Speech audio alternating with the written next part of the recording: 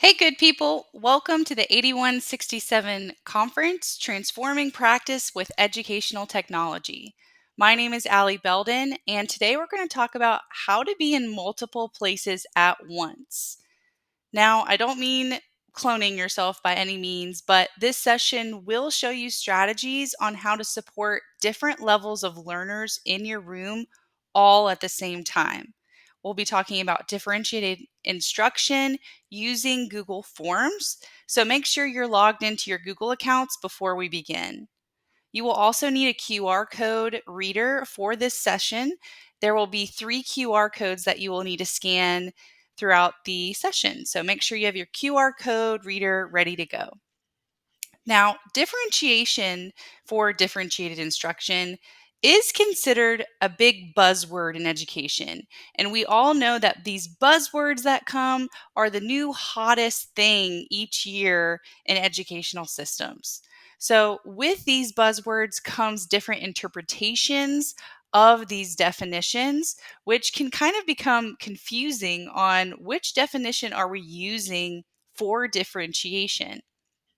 Now, let's think about how we individually interpret differentiation. Go ahead and scan this QR code now and think about your own definition for differentiation. Don't worry about being right or wrong. Just consider what you have experienced that differentiation is or looks like in your context. When you scan this QR code, it will take you to a Padlet that looks like this. And you can title the name of your post and then include your own words for your definition below. When you're done, you'll click publish. After you're done, you can go ahead and read other attendees' definitions and see whether or not your definition is close to someone else's that posts. When you start to see other definitions populate, you will start to see the problem at hand that there are so many different definitions of differentiation. Now, what does research say? Research also has different definitions of differentiation. You can see both definitions included from the research below show different ways of describing differentiation, but the gist of differentiation is providing that individualized learning that's going to support a varied ability, varied skill set in your classroom. Now, what does this look like though? So, when your administrator comes in and they say, how are you differentiating in your classroom? Now, then you're going to start to think, okay, well, what does this look like? How do I show them that I'm meeting all of the needs of my students during instruction? There's a gifted learner who needs to be extended. They need more opportunities to thrive and go beyond the standard. But then there's also students in my room where they haven't met the standard yet and they really crave that one-on-one instruction. So what could we use to make this happen? Blended learning is a researched approach to differentiated instruction. So you can use blended learning opportunities for face to face and online instruction, where you mix both in your classroom and you can be in multiple places at once. Now, blended learning is a research based approach and it has shown to contribute for student growth in math. So, I personally used this when I was a math teacher because I heard, hey, this strategy really could help my students in this setting, specifically because I had all of these different abilities in my inclusion math setting. While the examples today are math based, these research based strategies can be used for other contents and can be adapted. So don't think you have to be a math guru in order to use these activities. So, how can you be in multiple places at once? Well, let's start with what the blended learning model looks like. Dr. Caitlin Tucker wrote a book called The Complete Guide to Blended Learning. And this text is a fantastic resource if you're interested in exploring different types of blended learning models for your classroom. The first method that's recommended in this text is called the station rotation approach. And the station rotation approach asks students to be in small groups with different tasks. So maybe in an online task and a face-to-face task in another group. And students will be timed for approximately 10 to 15 minutes. And then once students have finished those activities, then they would switch groups. So you'd be rotating stations with online and face-to-face activities.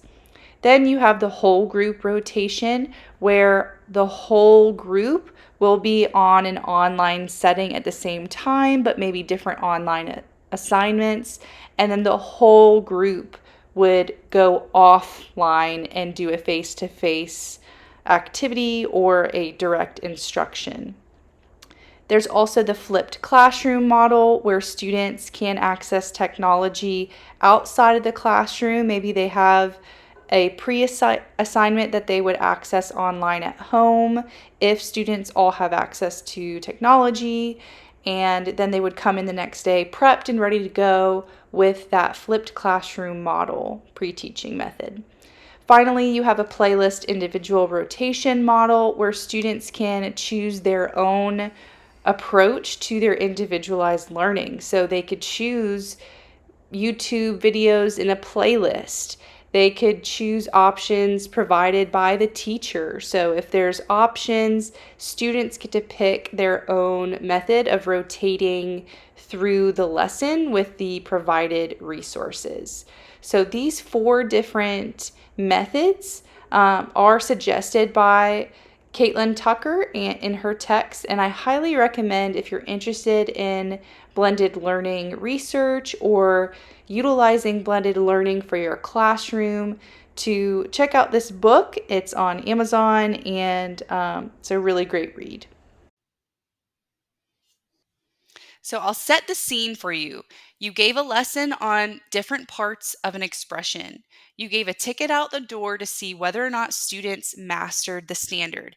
And you left that session thinking, I taught my best and every student mastered that standard. There's no way that there's a single person that doesn't know what's going on. I was brilliant. Then you come back to reality and you realize there are 2 groups here that are very distinct, a group that mastered the standard and a group that didn't. And it's put a little roadblock in your lesson plans because you're thinking, I can't keep going if there's a group that needs to be pushed and a group that still needs to review the basic components of the standard. So you use your blended learning approach and decide to set up an activity that will allow you to serve all of these groups all at the same time the next time you're in class.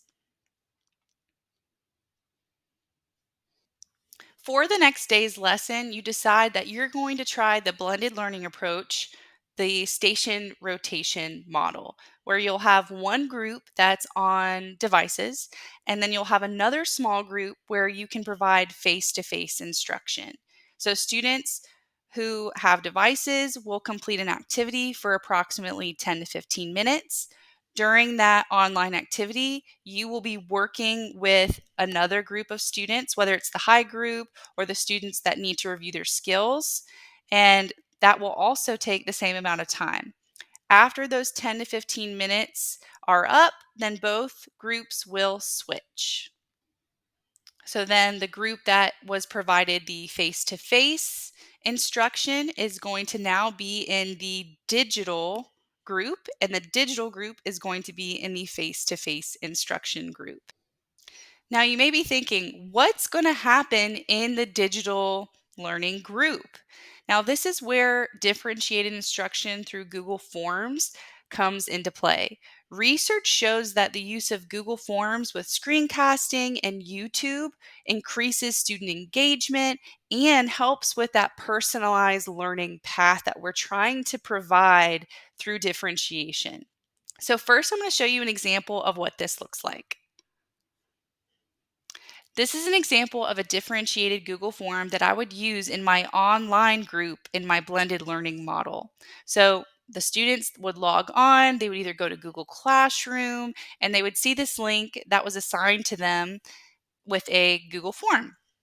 So they'll click on the Google form, they'll open it up, and it takes them to a question regarding what we talked about yesterday in class. Which of the following lists all the coefficients in the following algebraic expression? So I'm the student, I'm trying to figure out, what does coefficient mean? I don't remember what she said. So I click the wrong answer and demonstrate that I don't know what she was talking about yesterday. I don't know what Mrs. Belden was referring to when she said coefficients. So when I click next, this Google form is going to take them to a video that was chosen by the teacher for them to review. Maybe a different instructor explaining parts of an expression in a different way than the teacher would, because they didn't get it the first time yesterday. So maybe providing someone else explaining it, or providing a teacher made video that shows additional examples that were covered yesterday in class. So I'll have the student watch this video, and then they have to explain to me how you find the coefficients in the algebraic expression in their own words. We're not going to give them a multiple choice. We want them to type and explain, because this is going to show that students are really participating with the form. So they type their answer here, and then they will click next. Then it will take them to a different question. Now let's see what happens when the student answers it correctly. Which of the following lists all the variables in the following algebraic expression? Well, I see a variable x, y, and z, so I know that the answer is x, y, and z. If the student clicks next, then it will take them to the next question. It won't take them to a review that they need to go through and explain. So, really, what this form is doing is assessing the skills that they don't know. And when they don't know it, they represent like they haven't mastered it. The form will take them and force them through a remediation opportunity. This could also be created for gifted learners. If they're going through all the way till the end of the form, the last place that you could take them is a way to create with the standard and push them further. So let's go through how to create a Google form like this for your setting so you can see what I'm talking about. So the first thing that you're going to do is you're going to open up a Google form. You can go to Google, log into your account. You can click on Forms here underneath what they call the waffle. It's a purple button, or you can type forms.new at the top and hit enter. So we have a fresh Google form here for our online learning activity. The first thing that you want to do is you want to make sure that this is set as a quiz. So you're going to go to settings and then click make this a quiz. Go back to questions, and we're ready to title our form, online learning activity, or anything that you want to title your Google form for your lesson. Then, just for the sake of explanation, I'll include an elementary example. What is 1 plus 1? So this is the question that the students will see when they get the form. Then the answers, 1, 2, 3, and 4. I hit enter every time I put in an answer, or you can just click add option to put in additional answers. Now I know what the answer is, so I'm going to click answer key, and I'm hoping that my students are going to click 2, right? So you'll click 2 and a little green bubble will pop up showing what students should be picking. Then you'll click add answer feedback if you want to add individual feedback. But specifically, what we want to do here is we want to take them to a different section based on how they choose their answer. So, what we're going to do is we're going to click something here on Google Forms called Add Section. We want a remediation section. And then we want to click add section again, because we don't want them to just have remediation, what about the students who master the skill? So you can call this accelerate section, or you can call it, you know, next section, however you want to title it. So now that we're at the original question, we're going to click these three snowman dots. It looks like a snowman with the three circles. And we'll click here and go to section based on answer. So we'll click that. And here now we can control. This is giving us the ability to pick a location where we can send students based on how they answer this question. So what is 1 plus 1?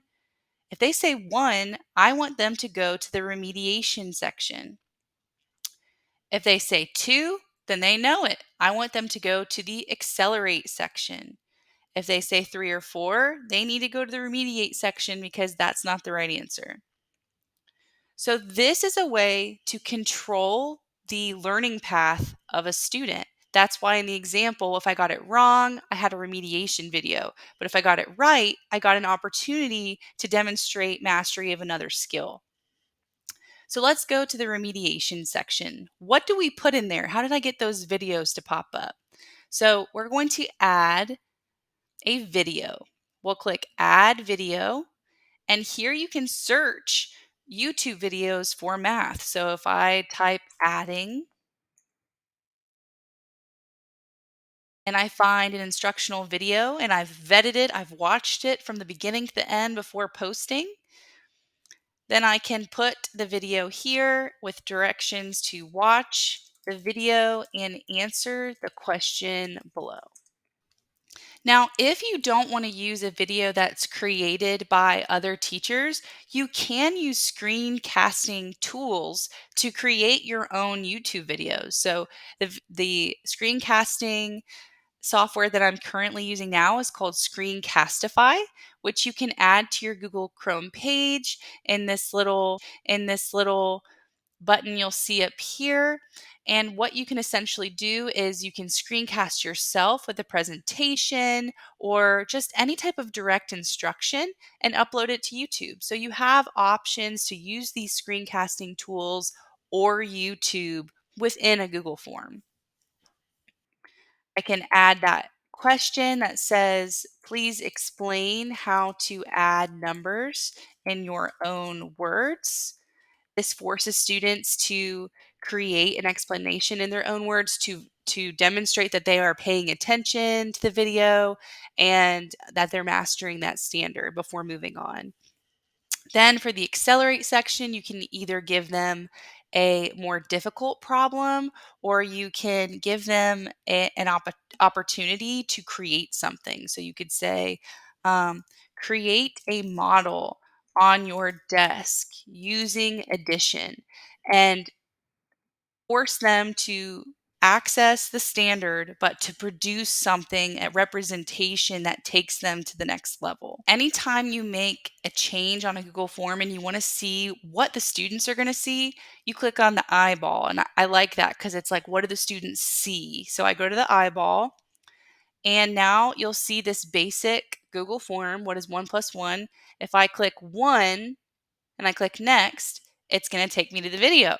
But if I click 2, then it's going to say create a model on your desk using addition. So see how it's creating these different learning paths based on how the students answer the question. Now that we've talked about how to make a differentiated Google form, let's talk about how we can use screencasting tools to create our own YouTube videos within the Google form. First, you'll want to go to google.com so that we can search for the Google Chrome Web Store. Put in Google Chrome Web Store into the search engine on Google. Once you have found the Google Chrome Web Store, you can search for any type of screencasting software, or you can go ahead and enter Screencastify. I prefer Screencastify just because I've been using it the longest, but it's a really good accessible tool for first-time users of screencasting tools. So go ahead and search for Screencastify on the left side, and then you'll click on the pink rectangle once it pops up. After it pops up, you will see an image here where you can add it directly to Chrome. So you'll want to click on the blue button on the right to formally add it to your Google Chrome web browser. After it's added, it's going to prompt you to add the extension. So you want to make sure that you provide full permissions to use it. Click Add Extension. Also, make sure that you connect your video and microphone, and that will be prompted naturally once you download it to your browser.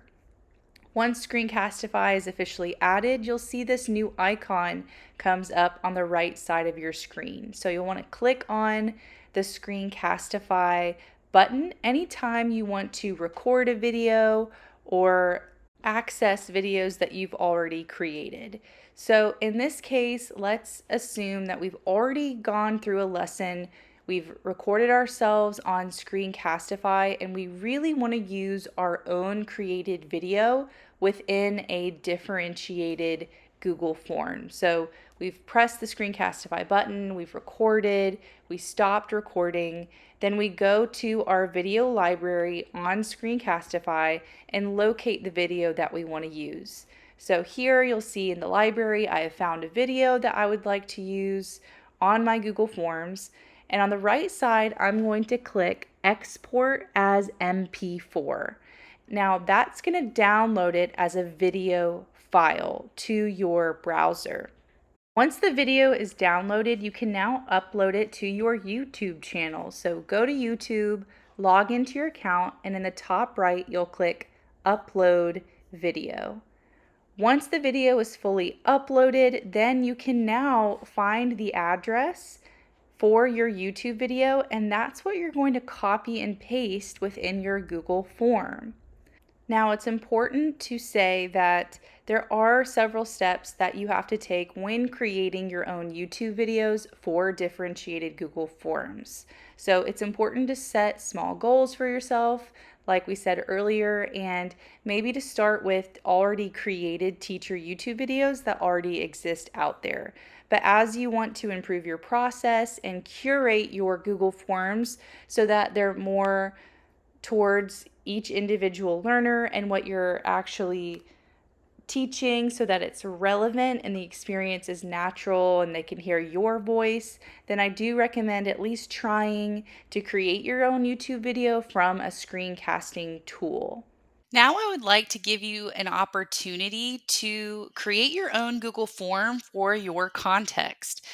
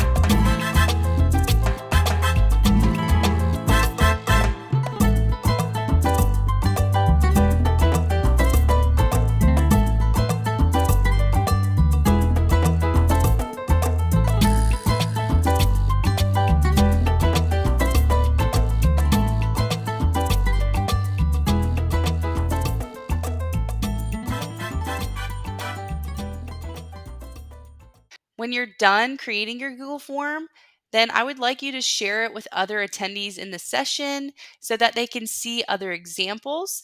If you've used this before and you know something else that you can add to it to make it a little bit more engaging for students, then share it out and I can learn from you as well. So let's scan this QR code and it will take you to a Padlet. The Padlet will look like this, and you can add your name, and then you'll click link and paste that link to your Google form.